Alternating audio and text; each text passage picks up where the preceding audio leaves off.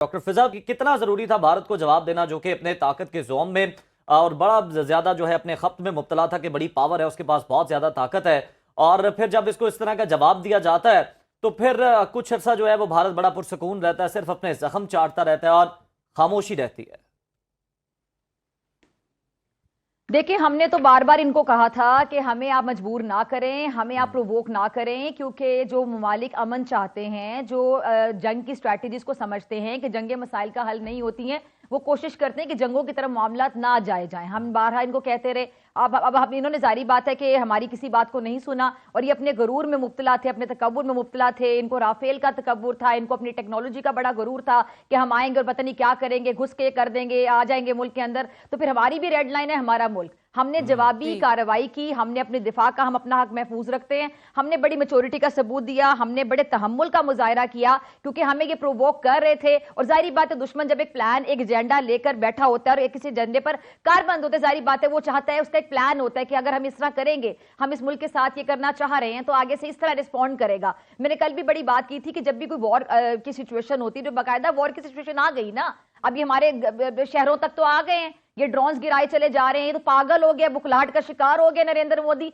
जुनूनी किस्म का शख्स। और मैं कल भी कह रही थी, बदकिस्मती से हमारा पड़ोसी, हम अपना पड़ोसी तब्दील नहीं कर सकते। जाहिर बात है, जो जोग्राफियाई हैसियत है उसके हिसाब से देखा जाए तो खित्ते में पड़ोसी हमारा ये रहेगा और हमें इसको बर्दाश्त करना है। लेकिन हमने स्मार्टली, वाइजली डिसीजन लेना है कि हमारी अब क्या स्ट्रैटेजी होगी, हमने इनको हैंडल कैसे करना है। अब तक हमने बहुत अच्छे तरीके से तहम्मुल का मुजाहरा किया, हमने मेच्योरिटी का सबूत दिया, हमने रिटेलिएट करने के लिए इंतजार किया, टाइम का इंतजार किया। लेकिन अब ये हद से बढ़ रहा था। और कई बार ये होता है कि जब हम स्ट्रैटेजी या अपनी जहानत या अपनी महारत या अपनी मेच्योरिटी का सबूत देना चाह रहे होते हैं, तो सामने वाले दुश्मन को लगता है कि शायद खुदा ना खास्ता हमारी कोई मजबूरी है, या हम कर नहीं सकते, या हम में इतनी हिम्मत नहीं है। तो हमने फिर करके दिखा दिया, हमने इनको बता दिया कि हम करके दिखा सकते हैं अल्हम्दुलिल्लाह। और फजर का टाइम कितना मुबारक वक्त होता है, बतौर मुसलमान हम सबका ईमान है। और आज फिर हमने आगाज किया इस ऑपरेशन का। जिस तरह से हमने देखा है कि जब भी भारत अपनी कमजोरी को छुपाने के लिए कोई कार्रवाई करता है, तो वो मजीद कमजोर होकर सामने आता है। अगर हम लोग बात करें भारत जिस तरह से मीडिया पे जो भी एक प्रोपेगेंडा शुरू किया, उनकी मीडिया की जानिब से एक स्क्रिप्टेड शो लग रहा था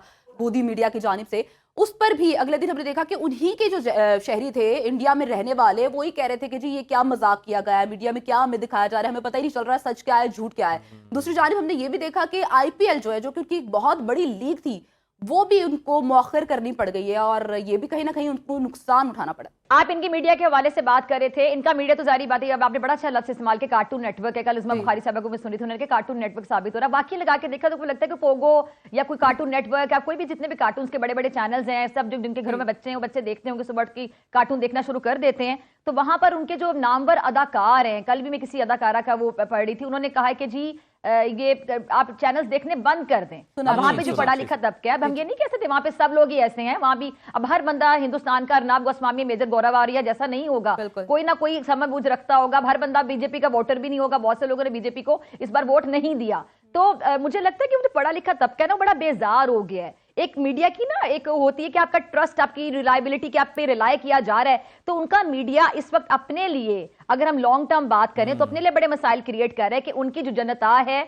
उनकी जो अवाम है, उनकी जो पब्लिक है, वो मीडिया पे अब ट्रस्ट नहीं कर पा रही है। ट्रस्ट डेफिसिट जो बड़ा क्रिएट हो गया। और आप ये याद रखिएगा कि जो वॉर स्ट्रैटेजीज होती हैं, तो इस जमाने की, जिस जनरेशन में अब हम हैं, इस जमाने में जो वॉर की स्ट्रैटेजी है, वो सिर्फ बॉर्डर पर फायरिंग से, टैंकों से लड़ाइयां नहीं लड़ी जा सकती। इसमें 5th जनरेशन वॉर, जिसके बारे में डीजी आईएसपी अरब वाले भी, पुराने वाले भी अक्सर बात करते थे, तो ये जो 5th जनरेशन वॉरफेयर है, ये बेसिकली क्या है कि आपने एक दूसरे को मीडिया से, या जब आप आगाही मुहिम चला रहे होते हैं, बहुत से प्लेटफॉर्म से भी जवाब देना होता है। तो अभी जो इनका मीडिया है, वो बेसिकली जो 5th जनरेशन वॉरफेयर है, उसमें तो हमसे बुरी तरह से हार गया, पिट गया, और अपनी हार को भी मान ले, क्योंकि इनके अंदर से आवाजें उठना शुरू हो गई हैं कि जी हम इनके मीडिया पे ट्रस्ट नहीं कर पाए। हिंदुस्तान की अवाम, हिंदुस्तान की जनता, इंडिया की अवाम, इंडिया की पब्लिक ने कह दिया कि हम आपको नहीं वॉच करेंगे।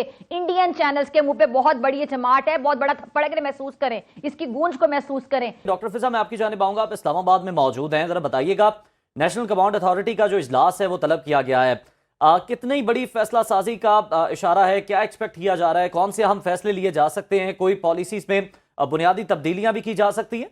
देखिए, फैसला तो हमने पहले भी कर लिया था कि हम ईंट का जवाब पत्थर से देंगे और हमारे फैसले तो फिर अटल हैं। जाहिर बात है, हमने पहल नहीं की और हमने पहले भी कहा था कि हम पहल नहीं करेंगे। लेकिन अगर हम अपने मजहब को भी पढ़ें, आप अहादीस को पढ़ें, हम कल से बहुत सी अहादीस भी कोट कर रहे हैं, मैंने अपने प्रोग्राम में भी बात की इस हवाले से। और आज देख रहे जो हमने ऑपरेशन का नाम रखा, कितना खूबसूरत नाम है, बुनियानुन मरसूस। इसका मतलब है आहनी दीवार, एक सीसा पिलाई दीवार।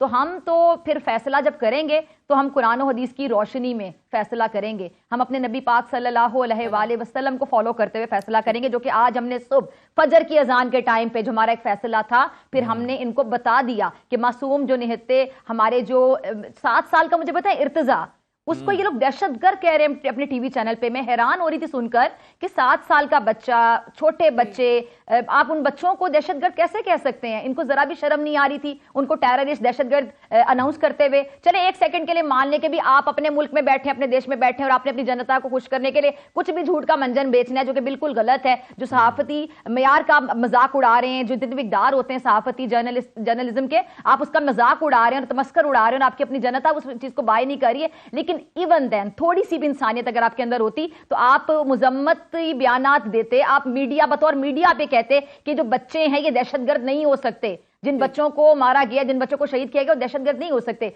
उनके नाम से हमने इस ऑपरेशन को अब ये लॉन्च किया। जिससे आप भी बता रहे थे वहां से स्टेटमेंट आ गई है। मेरा यहाँ पे वो नहीं चल रहा, इंटरनेट नहीं चल रहा, मैं इसको कनेक्ट कर रही हूँ। मुझे ये बताएं कि जब वहां से अगर स्टेटमेंट्स आना शुरू हो गई हैं तो ये हमारी बहुत बड़ी विक्ट्री है। अभी आज सुबह 5 बजे से देख लें कि अभी टाइम क्या हुआ है, अभी से इस तरह की स्टेटमेंट्स आना शुरू हो गई हैं। तो उनको समझ नहीं आ रही कि हम क्या करें, उल्टे पांव भागने की कोशिश कर रहे हैं और इंटरनेशनल कम्युनिटी भी जाके मिन्नतें तरले करेंगे। इनका पुराना वतीरा है, पैगाम अपनी जानिब से देने की कोशिश करें और आलमी मीडिया के सामने मासूम बनने की कोशिश करें कि जी हम तो चाहते हैं अमन, लेकिन पाकिस्तान की जानिब से ये कशीदगी जो है उसको बढ़ाया जा रहा है। एक ड्रामा भी तो हो सकता है। आप इसको इस तरह भी देखें, आप इसको बिल्कुल आप सही कह रही हैं। जिस हमने व्हाइट झंडा जब लहराया था, शिकस्त तस्लीम करी थी, तो वो वैसे वाकई सही लहराया था, वहां से भाग गए थे इनके जो भारतीय फौजी थे वो भाग गए थे।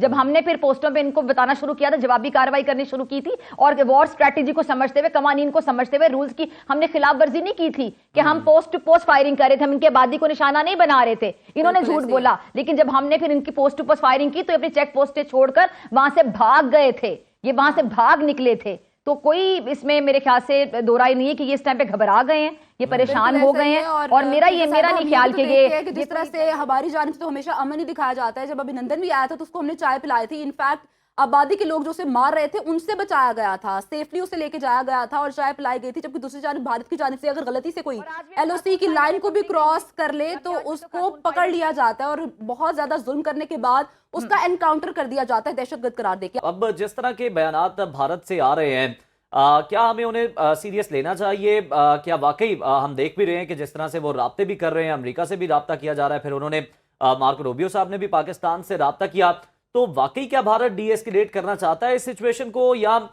हमें जो है अभी भी चौकन्ना रहने की जरूरत है, जो कि हर वक्त तो है ही, लेकिन ये कोई चाल भी हो सकती है?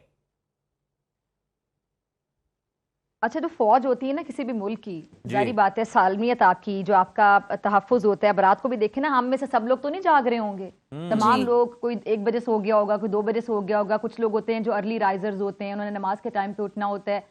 कुछ लोग मॉर्निंग वॉक करते हैं, वो जल्दी सो जाते हैं 11 बजे 12 बजे। तो बहुत से लोगों को सुबह उठ के पता चला होगा कि ये रात को भी क्या करते रहे। जाहिर बात है, ये एक तो लाइन ऑफ कंट्रोल पर होता है ना कि कशीदगी हो रही होती है, अब तो ये आबादी को निशाना बनाने पर आ गए। इनके कितने मिसाइल्स हमने नाकारा किए हैं, तकरीबन 70 से ऊपर मिसाइल्स हैं जिनको हमने नकारा किया है। ड्रोन जो हैं, ड्रोन पहले राफेल उन्होंने भेजे, फिर उसकी दुर्गत बनी। अच्छा, अब हमने इनको जवाब जो दिया, इन्होंने हमें बहुत ज्यादा प्रोवोक कर दिया था। हमने एंड तक कोशिश की कि ये मामला वॉर तक ना जाए। हमने जवाब तो इनको देना था, जाहिर बात है। हमने नन्हे बच्चों का खून तो इनको माफ नहीं करना था, एक एक कतरे का हमने बदला लेना था।